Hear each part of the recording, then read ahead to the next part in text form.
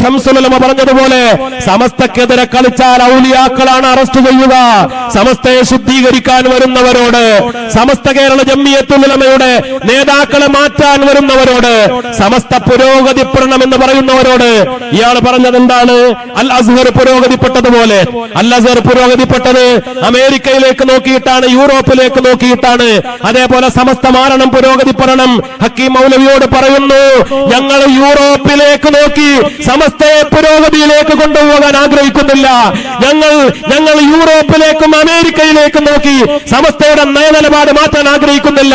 ഞങ്ങൾ നോക്കുന്നത് മദീനയിലേക്കാണ്, ഞങ്ങൾ നോക്കുന്നത് യമനിലേക്കാണ്, ഞങ്ങൾ നോക്കുന്നത് പൊന്നാനിയിലേക്കാണ്, ഞങ്ങൾ നോക്കുന്നത് ബഗ്ദാദിലേക്കാണ്, ഞങ്ങൾ നോക്കുന്നത് ഔലിയാക്കളിലേക്കാണ്. അവരുടെ പുരോഗതിയാണ്.